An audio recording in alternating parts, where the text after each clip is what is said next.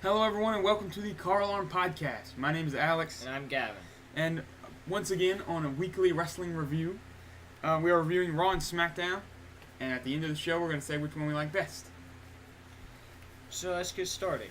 Okay, so on Monday Night Raw, we start off with Roman Reigns versus Jason Jordan, kind of like a parallel match from last week with John Cena versus Jason Jordan, and they go for a good, I want to say 22 minutes. I think I was watching the timer at the bottom of my DVR.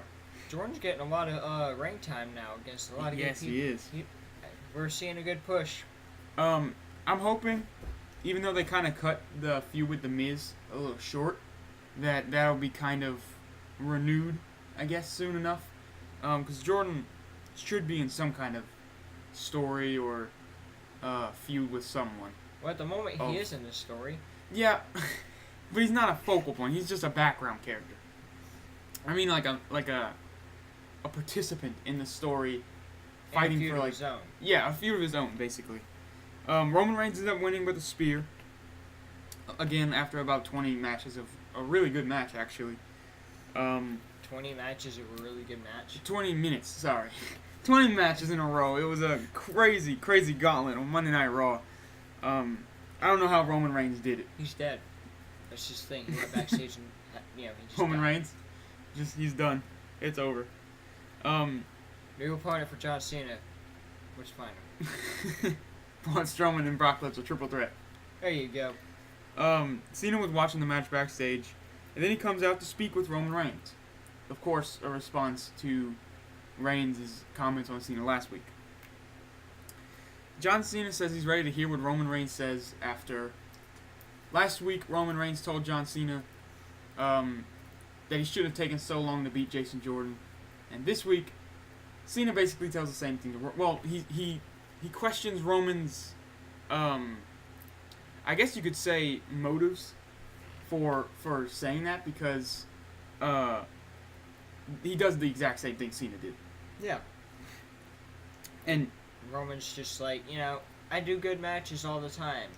Like tonight. yeah, You don't. Yeah, he told Cena that he doesn't have great matches, which I don't agree with.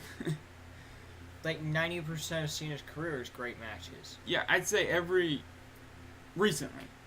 Like a few years ago, I wouldn't say that's the case. But afterwards, you gotta pick your times. Yeah, you do. History. He's had so many matches. Obviously, not all of them are good, but Roman Reigns says he's had more great matches in 2 years of his career than of Cena's entire career, which is completely inaccurate. I don't even have to do the numbers to know that. Yeah.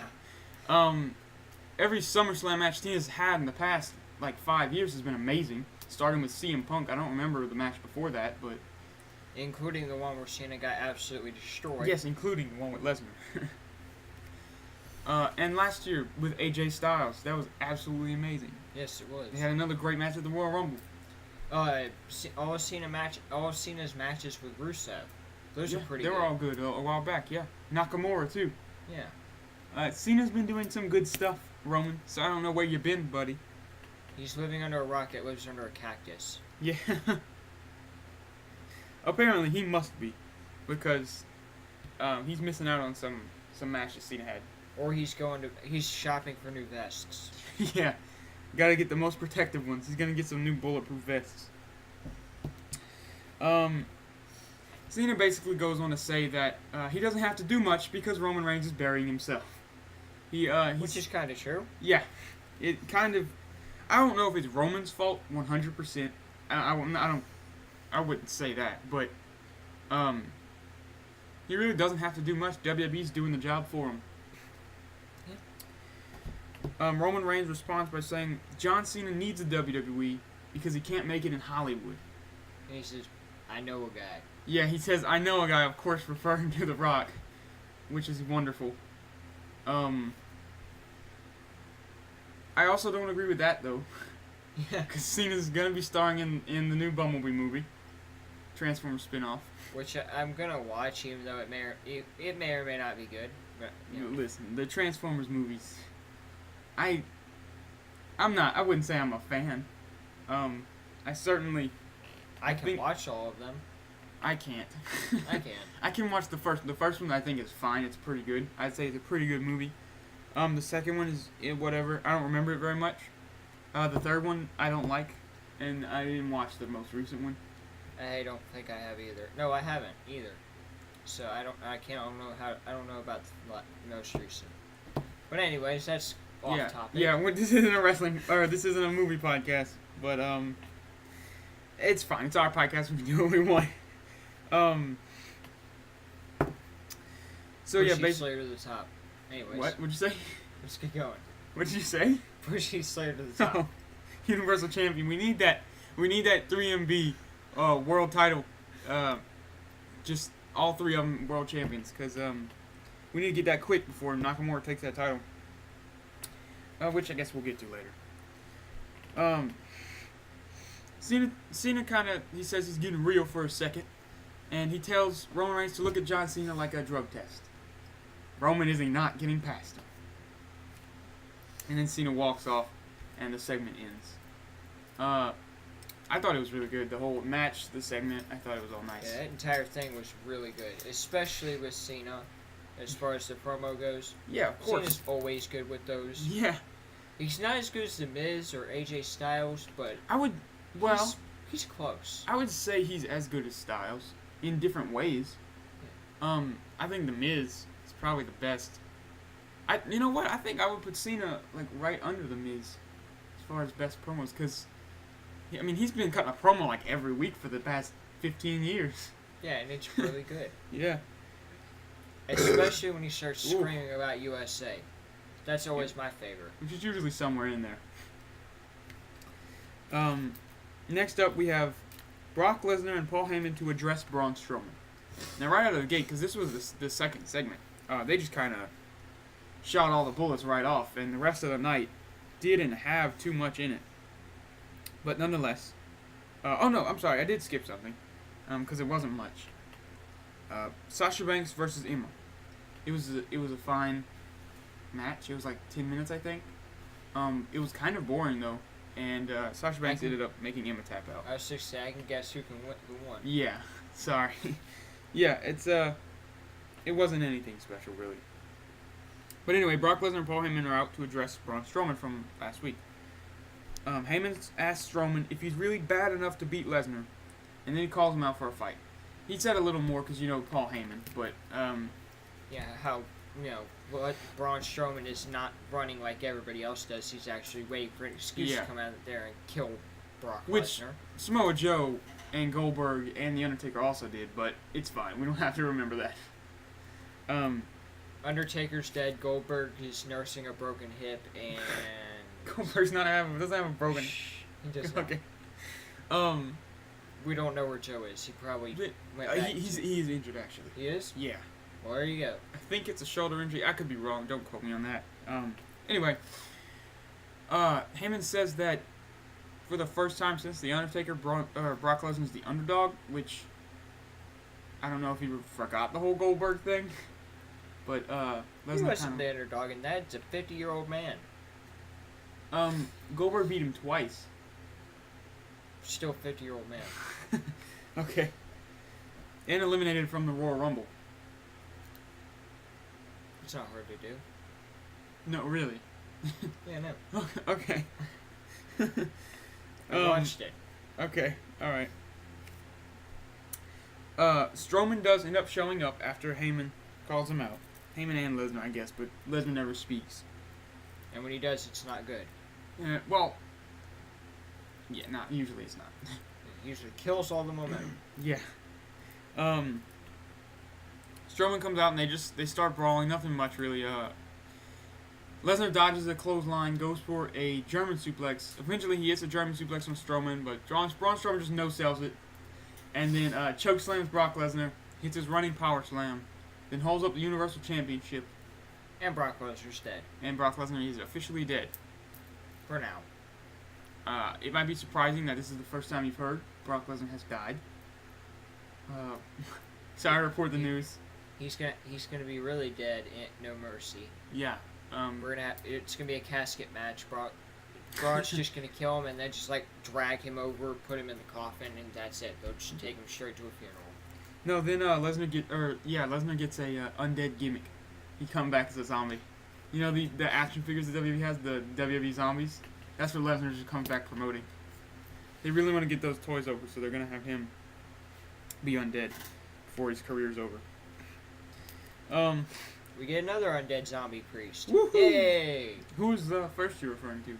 Undertaker. Oh, okay. Well, there's your WrestleMania match right there. Number four between those two. Fourth match in the past few years since Lesnar returned. Next up, Goldust versus Bray Wyatt. Now, I was hoping more for Goldust. Before SummerSlam, I didn't see this one Raw. I don't know when it happened. I must have missed it at some point. Goldust said he was going to have a protege after SummerSlam. That hasn't happened still. I don't know if it's gonna. Maybe he's an invisible leprechaun. Sure. It doesn't seem like it though. It's little Jimmy. It's little Jimmy's back. He stole him from R-Truth. He kidnapped him. Yep. There you go. Continue that feud. Goldust stole little Jimmy. After Goldust's entrance, Bray Wyatt is on the Titantron to basically just say that Goldust is afraid, and just like Finn Balor, he hides behind his face paint.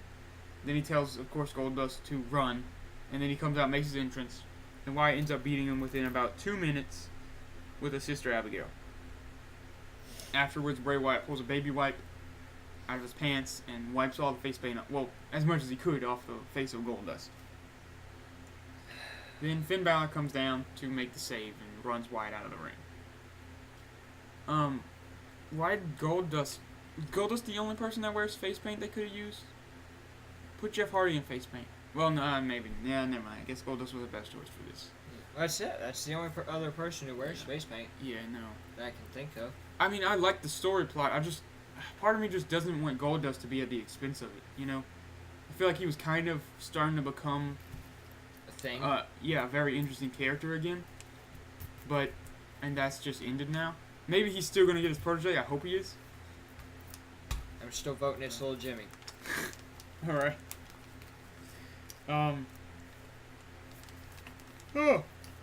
Next up, the Bar versus the Club.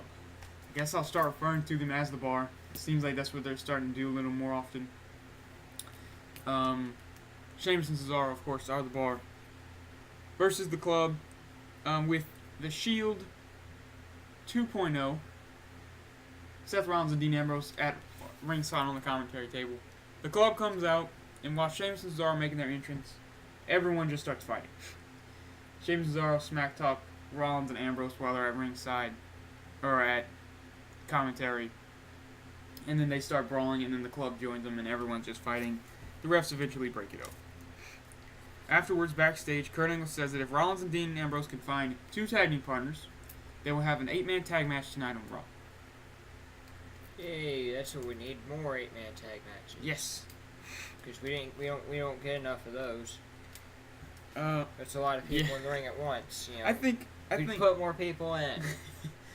I think 2012 through about 2014, we have way more tag matches than we'll ever need for the rest of my life, I think. Yeah. On Monday Night Raw. And SmackDown, for a matter of fact. That just gave me an idea. 20-man tag match. 20 man. Yep. SmackDown versus Raw. Every man on the roster versus every man on the SmackDown roster. That's how you do it. It's just one big giant tag match. Yeah, that's all Survivor Series is. That's gonna be how I don't know, but we'll make it happen. Honestly, that's kind of interesting. Make it happen, WWE. Make it happen. Go with it. We need it. After this, there was a promo for Asuka coming to Monday Night Raw. Thank God. Yep.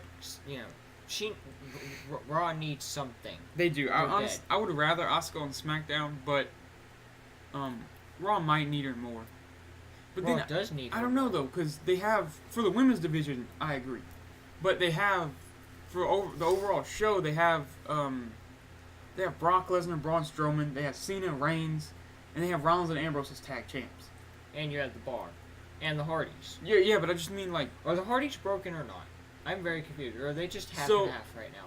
I've heard that Matt is apparently going to be woken. Woken? Yes, woken. instead of broken.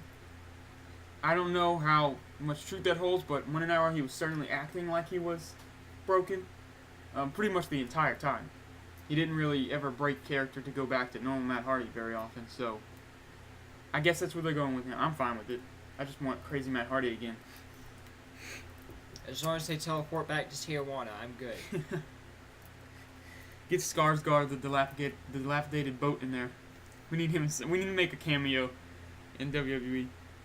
Next up is Elias versus Kalisto. Kalisto, we get to see Kalisto. For a little while. Before he gets until beat by Elias. Kind of a squash, yeah.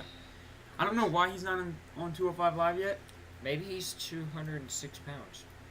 Kalisto's 206 pounds? You never know. If Neville's 205, Kalisto is definitely not 206. Unless he's just got iron in his stomach, like a block of iron. Maybe he eats too many tacos. That's racist. I don't condone this. Gavin does not represent the views of Carla. Alright, next up. For some reason, not the main event. We're going to move past that. For some reason, not the main event. John Cena versus Braun Strowman. Now, this was painful. Yeah.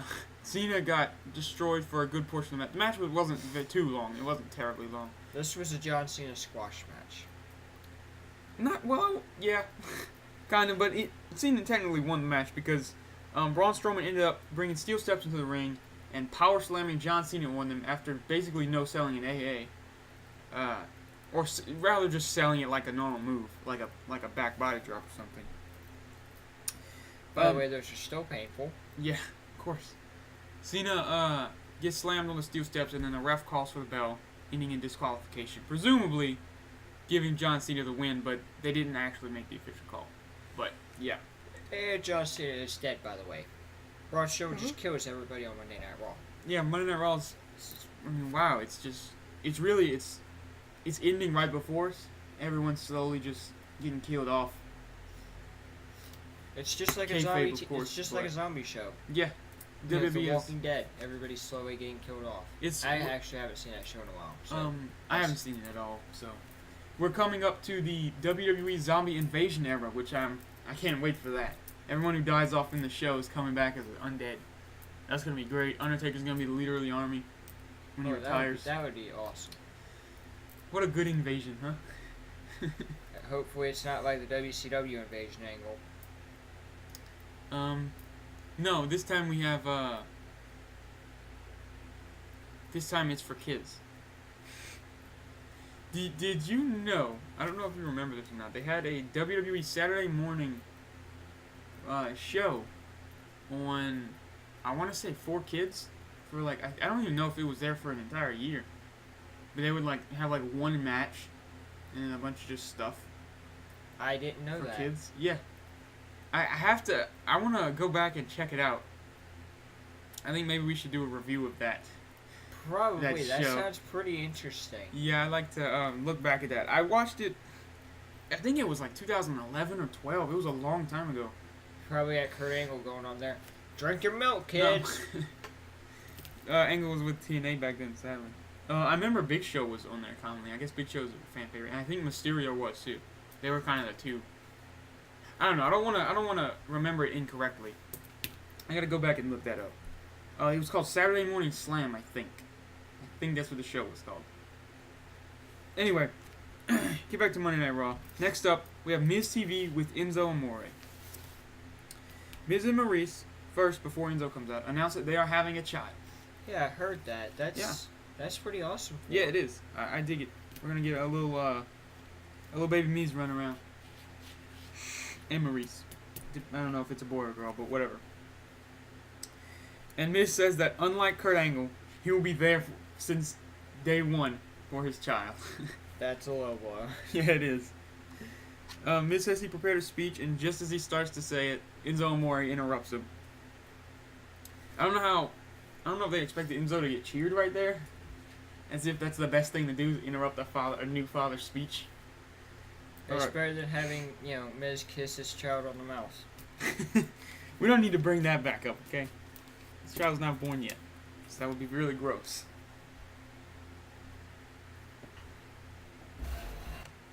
Okay. We had a little interruption there. I'll probably cut this out, but Anyways, until I find a point where to cut it, let's continue. So, Enzo Amore interrupted The Miz and Maurice.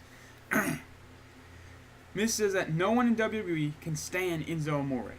He brings up the tour bus, which Enzo Amore got kicked off of, I think a few weeks ago. Enzo was apparently just being obnoxious on the tour bus, bragging about how much money he makes or whatever, and Roman Reigns kicked him off the tour bus. So he brings it up and says Enzo is no more than a con artist with a couple of catchphrases, which put that on a t-shirt if you will. Enzo says that Miz is not original and that No Mercy, he will beat Neville and become the new Cruiserweight champion, and he calls The Miz a paper champion. Miz says if Enzo was championship material, he wouldn't have lost his best friend. ow. That's Miz, listen, Enzo's great on the mic, but Miz, I don't think, better. no one competes with Miz. Miz is amazing. They do have a match next up. Miz ends up, so the way this happens. Yeah, it's good. Excuses for this. Don't excuse me. During the match, they're kind of both grabbing the mic and dissing each other. At one point in the match, Enzo grabs the mic and says, Miz, the question, I think he says, the question you need to be asking, something like that, is, how you doing? The question you should be asking is, who's the daddy? And then Miz just got off the top rope, started beating up Enzo, threw him outside, and the Miztourage got him for another DQ finish. And Miz took him back in the ring, delivered a skull-crushing finale, and then that's the end of that segment. So 2 DQs in a row. I don't know if that's good or bad. I don't know why I don't like it. I don't know why Strowman and Reigns wasn't after the 8-man tag, which is the main event in the next segment. So I guess we'll just go to that. Before then, who do you think The Miz will face for the championship at No Mercy? I don't know if it'll even be defended. That's a sad thought, though. Yeah, I know. It wasn't defended at SummerSlam, ain't gonna be defended at No Mercy. What's going on here, guys? We need the Intercontinental Championship actually defended for once. Yeah, just put Jason Jordan in a match with Miz. Why can't you just do that? That's fine. Even Jordan doesn't have to win. Just put him in the match. Have the Intercontinental Championship defended. And it'll be really good, you know? People will like it. Alright, so the main event of Monday Night Raw, which, like I said, the first hour of the show was great. The second hour, they had Lesnar and Strowman, and then the rest of the show was kind of boring. Except for Miz and Enzo was fine, but... Rollins and Ambrose's tag team partners ended up being Hardys, which anyone probably could have predicted with enough time. And they are having a match with the Bar and the Club, of course. Rollins ends up pinning Carl Anderson, while the Hardys are on the side of the ring, blocking Cesaro and Sheamus from coming back in the ring. Nothing too much there. It was a fine match. I didn't see a little bit of it, maybe a few minutes or so, but it was fine wrestling. Nothing too special. It definitely sounds better than most other tag matches we've had. Yeah, every man in the ring was a great wrestler. I mean, I think, honestly, probably maybe Ambrose and Gallows are the least good. Yeah. And they're still pretty good. Yeah, they're still pretty good. So, Gallows is great personality-wise, and Ambrose is good too, so. But that'll do it for Monday Night Raw. Let's move on to SmackDown Live, and then we'll talk about which one we like better. So the show opens with SmackDown Live. Kevin Owens welcoming us to the Kevin Owens Show, which he said last week he would make SmackDown Live the Kevin Owens Show after threatening to sue the WWE. Kevin Owens points out that he never fought back against Shane McMahon because he respects authority. And again, repeats that he's suing WWE. Sure, you respect authority. You trash talk Shane McMahon for like 10 minutes. And stole 2 referees' shirts almost. Yeah, you respect authority, Kevin. Yeah. Owens says that he's going to fire a bunch of people, Sami Zayn will be the first, and that Saxton and Phillips, while they won't get fired, they'll have to wear the same suit. And then he says, 2 men, 1 suit. Since they sound the same on TV, they might as well be the same person. I don't. You gotta find a suit big enough. You gotta get Big Show's suit, pretty much. Yeah, just get a Braun Strowman suit. Strowman probably doesn't wear suits. No, I don't think he can. I think you have to get him like specially tailored. He's too tall and buff. Yeah, I mean. All right.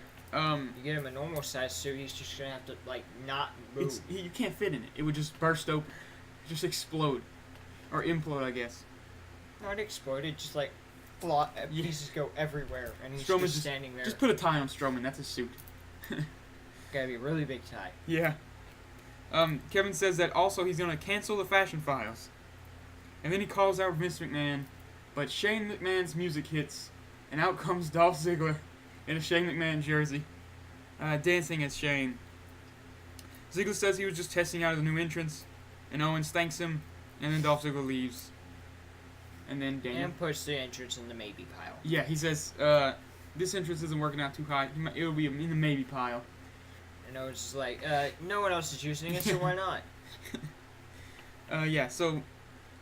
when the entrance happened, I did think it was Shane McMahon initially, and I thought, okay, last week I said Shane McMahon's going to be on SmackDown this week, because WWE, they rarely do, they rarely go through with, like, keeping someone off TV when they're kayfabe fired or suspended.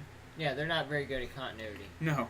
So, I thought, I was like, okay, well, I was right on that, but it ended up being Ziggler, so I was wrong on that. But I'm sure McMahon will be here next week, or the week after, sometime soon.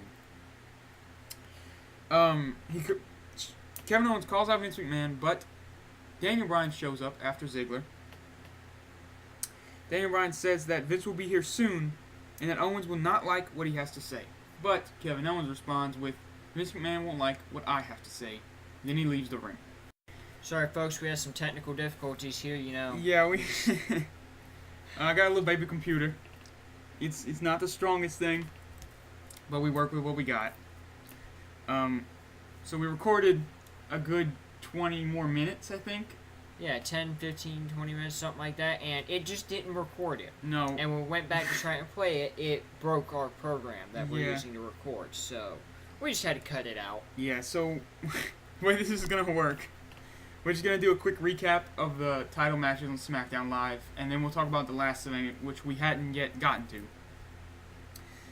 So AJ Styles beat Ty Dillinger for the U.S. title. In a really good match.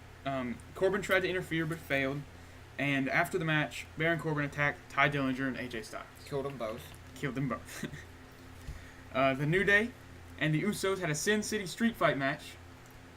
Usos got killed by a kendo stick. One Us and the other got killed by a table. The New Day ended up winning with the Midnight Hour to become a 4-time tag team champion. 4-time tag team champions. Now we can feel the power again. Yes. Big E, I don't think, came out with a box of Bootios this time. I wish he would have.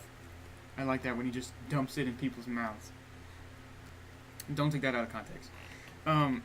Next up, Naomi versus Natalya for the Women's Championship. Natalya won pretty clean with the sharpshooter. So. Which is better than the review bump slam. Oh, took me a second to realize what you were saying yet. Yeah, that's Mojo's move now. Naomi doesn't do it too often anymore. Asuka has the best version of it. She literally hits people with her hip bone. Yeah, which hurts a lot. Yeah. Alright. Now we'll talk about the main event of SmackDown Live, which is Kevin Owens calling out Vince McMahon. So Vince McMahon ended up answering the call, of course. Mr. Vinnie Mac. Yeah, so he was supposed to be here tonight, so he, of course, is going to come out. McMahon says that if Owens files the lawsuit, he will hear the words, "You're fired." And, of course, he wouldn't be able to win that lawsuit anyway. Yeah, with the WWE. Vince probably has 200 lawyers on call. Yeah. Yeah, probably more than that. Well, I don't know, 200 is a lot. He probably has, like, one amazing lawyer that he pays $1 billion. Speaking of which, he said, by Vince McMahon's name, there's a B for billionaire, but if Owens files a lawsuit. Like Kevin Owens' name, there will be a B for bankrupt. And he says he suspended Shane McMahon not for attacking Kevin Owens, but for not finishing the job after Owens dissed the McMahon family and Shane's family. Which does make sense. Yeah, sure. That's his son and his grandchildren. And it's also the same guy that called out God. Vince McMahon said instead of a lawsuit, there will be a Hell in a Cell match between Kevin Owens and Shane McMahon at, of course, Hell in a Cell. Which they have new videos and stuff for. I think it's like a flaming skull and stuff. You know, the little packages they just show for the animations? They've been having a lot of creative ones recently, and that makes me wonder why they don't do cool stages. They've been doing really cool themes for pay-per-views, but its stages look like Monday Night Raw and SmackDown. It's really sad now. I don't know if they want to pay the people to set all that up. Yeah, but that would look so cool. Everyone just walks out of a skull.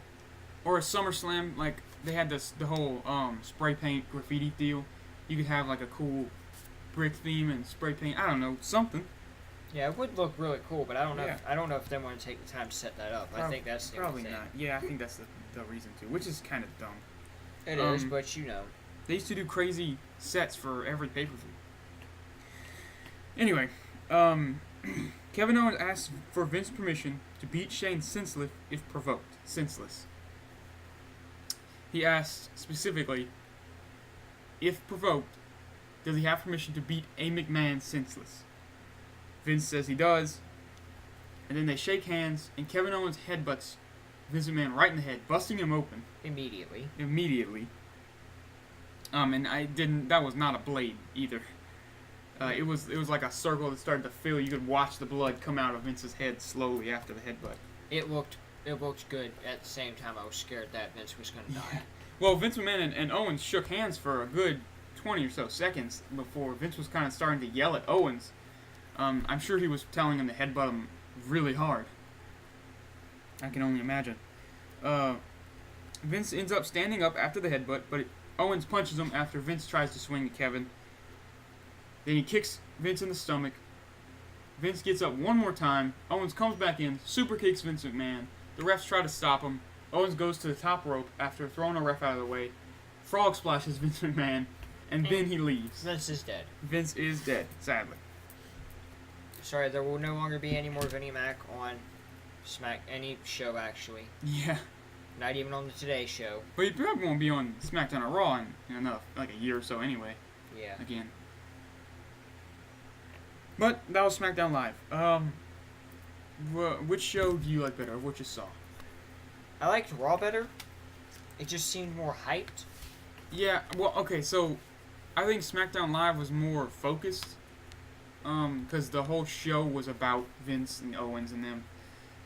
And I guess you could say that kind of about Raw for Strowman and Lesnar, but that kind of ended halfway through the show. I think half of Monday Night Raw was better than SmackDown. The other half was kind of boring. It was. So, I'll go with Monday Night Raw too. Mostly because of the matches. But I think that's going to do it for this episode. This jumbled mess of an episode, yeah. Again, sorry for technical difficulties. We'll work these out and get better at our technicalness. Yeah, hopefully. We're noobs right now. We'll get there one day. Alright, well, you got anything else? Nope, I'm done. Alright, well, ready to close out? Alright, we are, well, that's too late. Hang on. You can follow us on Twitter at CarAlarm Podcast. You can follow us on Facebook. You type in the search bar at Sounding CarAlarm. You'll find our page, all our videos. Give a like, all that good stuff.